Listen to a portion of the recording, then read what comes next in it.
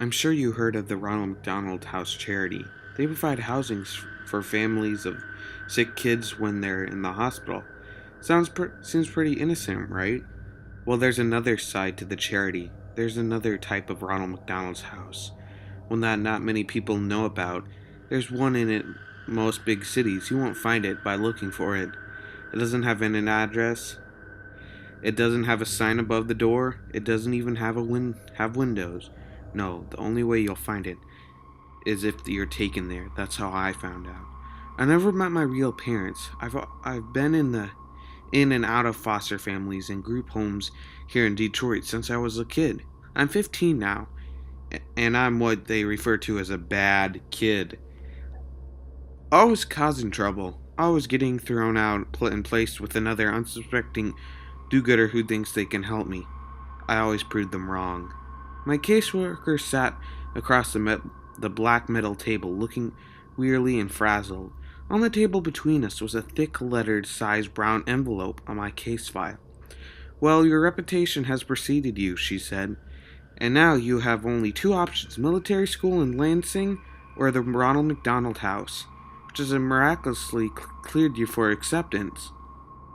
I don't have the patience for drill sergeants and 5 a.m. review, and how bad could a halfway house named after a fast food clown possibly be?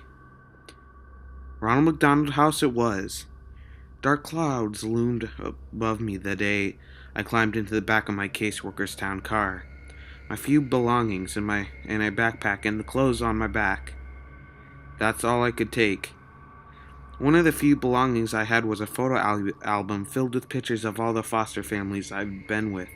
It was nice to remember some of them, even though I had royally fucked it up each time. I had a few cases who went through the Ronald McDonald's house. The caseworker said from the front seat, "Things went so well for those kids. I never had to transfer them anywhere else. In fact, the house took over their case files and everything."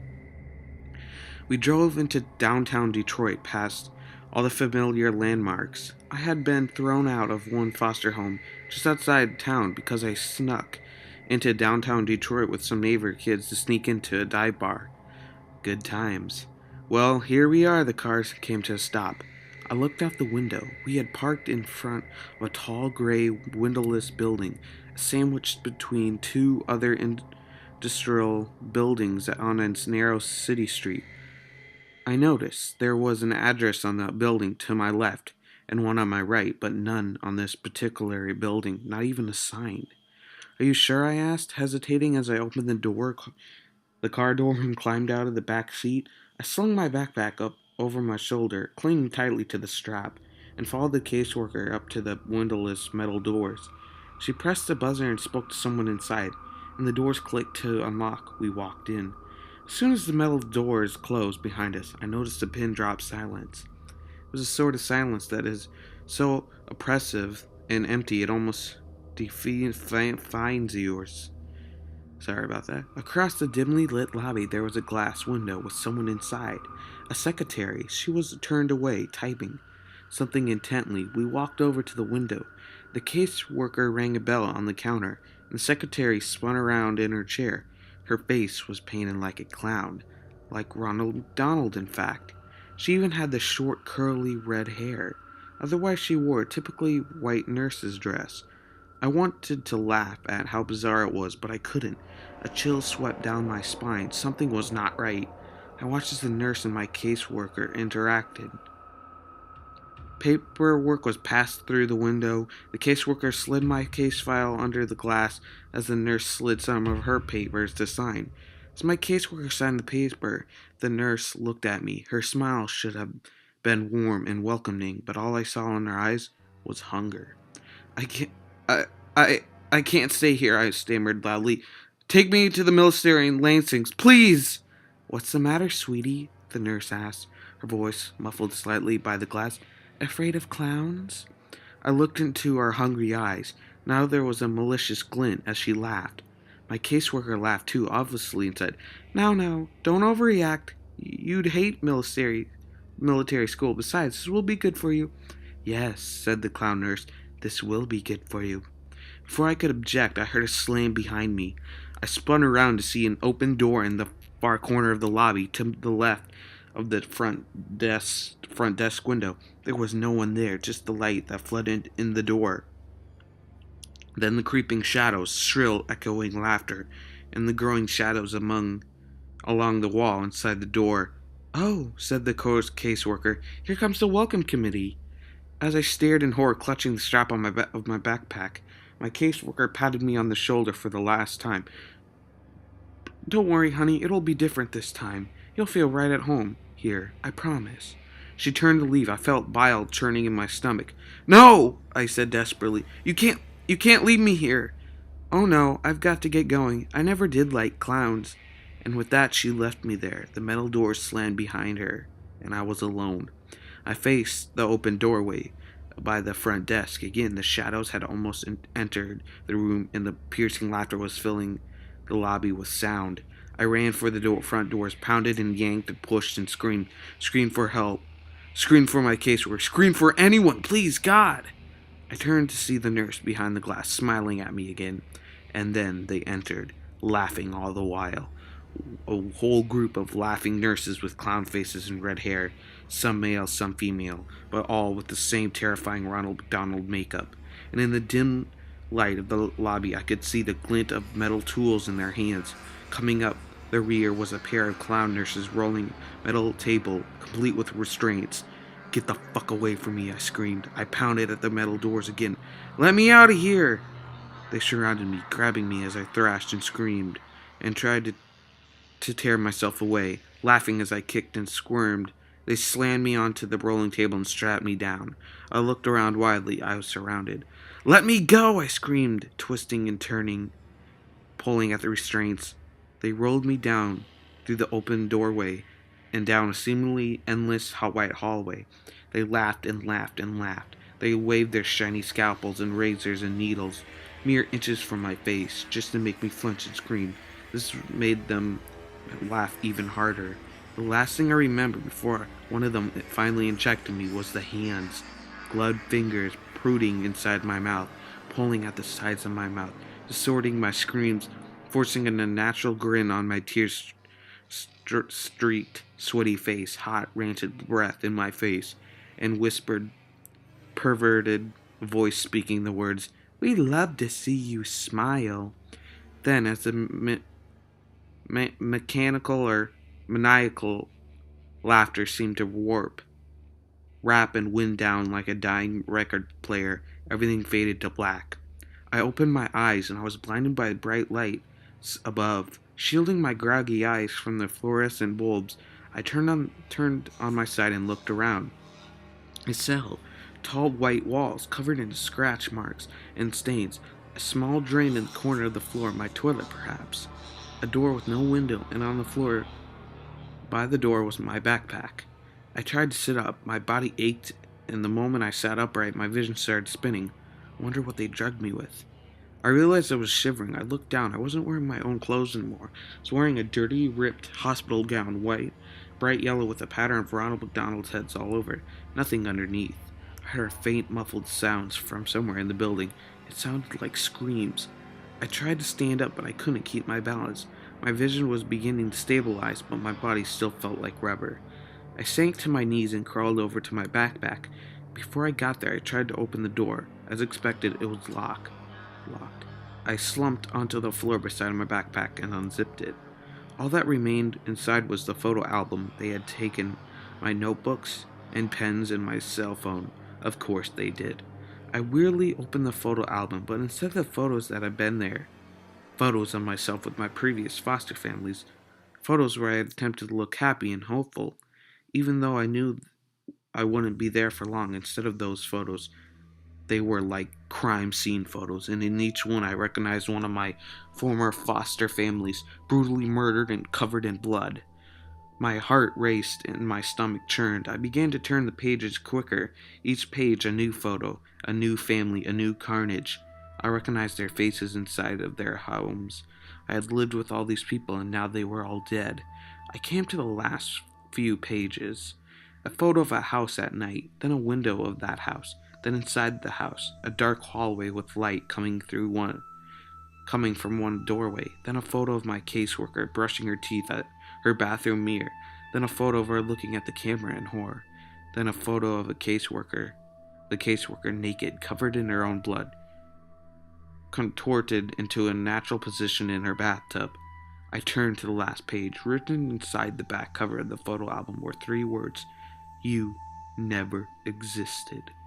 I felt bile rising in my stomach. I threw the book to the ground and crawled over to the hole in the floor and vomited. They were right.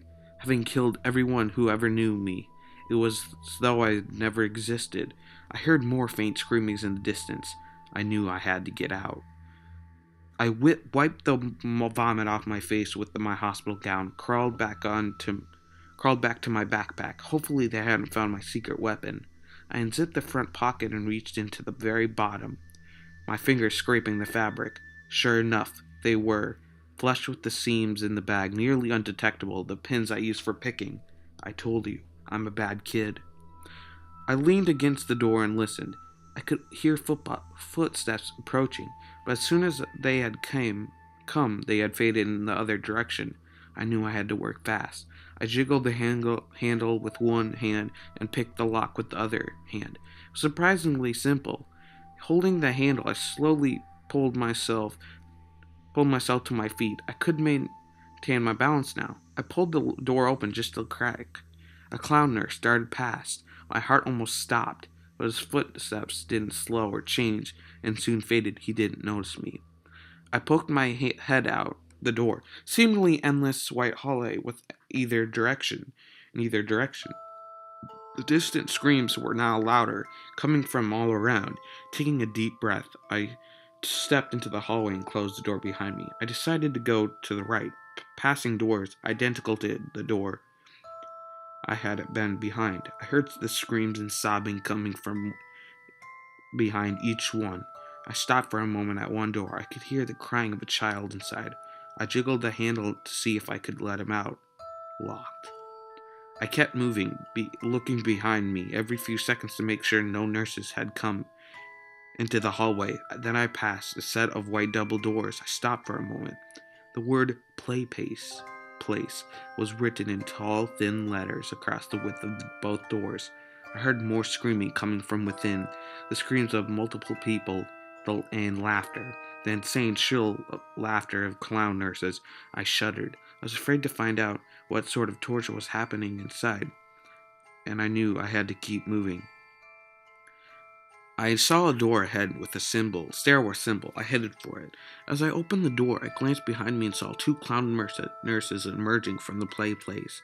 Their white nurse outfits were covered in streaks of blood.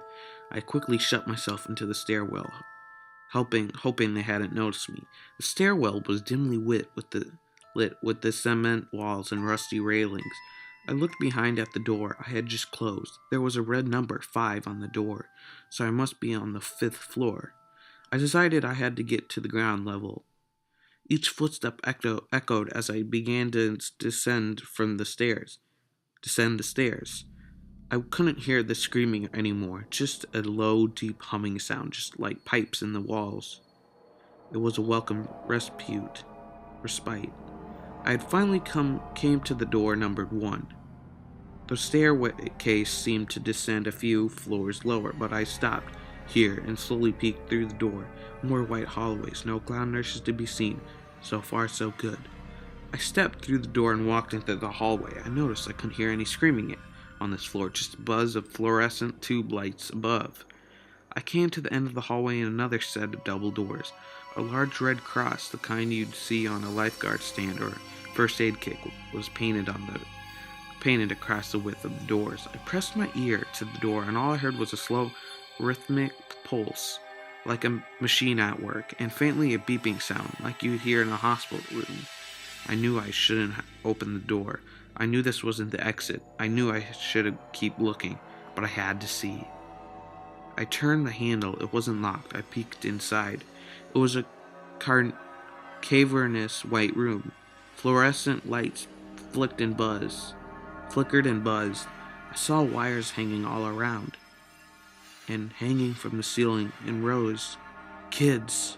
Kids in hospital gowns like mine, attached to the white wooden crosses asphyxiated to the ceiling, literally crucified. They were silent, their heads drooping forward, their eyes either closed or staring at nothing. Some seemed to twitch a bit, but most were still. Their crosses swung back and forth, very slightly. And the hanging wires, they weren't wires, they were intravenous tubes attached to the kids' wrist, tubes sucking out their blood. I almost vomited again, right then and there. In the very center of the room, amidst the rows of hanging crosses, I could see the rhythmic pulsing sound coming from a huge steel cylinder, which seemed to be collecting the blood from all the tangled tubes that dangled from the kids' wrists. I opened my mouth to scream, to cry out in anger. All I could say was, "What the fuck?" That's when the alarm began to sound, loud, piercing, like the police sirens of hell. They must have realized I was missing. I shut the doors and frantically glanced around the hallway to see if anyone was coming. No signs yet. I ran for the stairwell. As soon as I entered the stairwell, I heard laughter from above, echoing, reverberating throughout the stairwell. The clown nurses were coming. I stumbled down the stairs as fast as I could. I must have gone down another 3 stories before I reached the basement. I found myself running through a dark sewer-like hallway with small light bulbs overhead every 10 yards or so. The smell of decay and rotting flesh grew more and more pungent as I ran. The laughter continued behind me. I managed to glance behind me and see a group of them running after me. I saw them come into the light and then become silhouettes again, their smiling faces, gleaming knives and needles, pushing my adrenaline to the max. I ran past alcoves filled of stacked rotting corpses, but I couldn't stop. I couldn't think of anything but escape. I turned a corner and found myself facing the metal rungs of a ladder in the wall. I climbed, and still my head smacked the ceiling. Below me, the shadows and laughter grew closer. Their footsteps slowed. They were close, and they knew it. I pushed at the ceiling above me, heaving upward, panting and screaming. The clowns were above me, laughing, waving their scalpels. Something cut my leg. I screamed and pushed one last time. The ceiling gave way as a manhole cover slammed onto the asphalt above. As a circular opening, I climbed out and frantically pushed the manhole cover back over the hole, blocking out the laughter of the clown nurses below. I laid there on the top of the manhole for a couple of minutes. As I caught my breath, rain fell onto my skin. The turbulent night sky above was a welcome sign. I looked around, abandoned buildings, broken glass, no lights, no cars, no signs of life at all. A police siren somewhere in the distance, then silence, an urban ghost town. I climbed to my feet, pain shot through my leg. I looked down and saw the cut on my ankle where the clown nurse had slashed me. Bastards. Limping the best I could, I started to walk. "Hello?" I called out. The only answer was a distant roll of thunder. "Somebody! Help me, please!" My foot fell on something, soft and mushy. I looked down, a newspaper.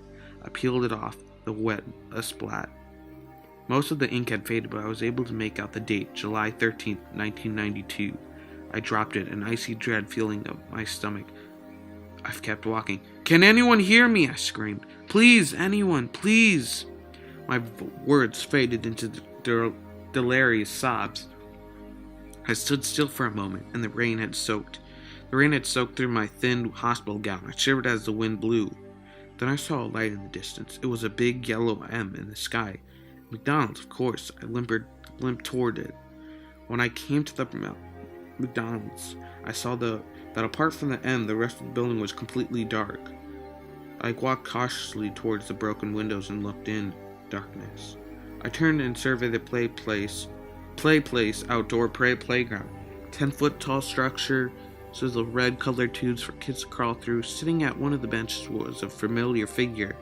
The Ronald Mcdonald statue. You know, the one where you could sit beside him and looks like he's got your arm around you. Shoulders, every kid has seen it. I shuddered at the sight. The doors were unlocked. I walked in out of the rain, silence, darkness. I noticed that the decor wasn't like the modern McDonald's you see. It was still the same, as lit as it was in the 80s, with the white plastic booths and the red and yellow tiles. The wind seemed to whisper through the broken windows. I noticed something on the front counter, a black rectangle. I got closer. A laptop, a nearly new laptop. I let out a soft, delirious laugh. I knew what I was supposed to do. So I took the laptop outside and sat beside the Ronald Mcdonald statue. I opened the laptop and began to type the story. The rain is falling on the keys, but I don't care. There's nothing left to do now but wait. Because I've been noticing out of the corner of my eye, Ronald is trying to look over my shoulder. He's laughing now. All I can do now is join him.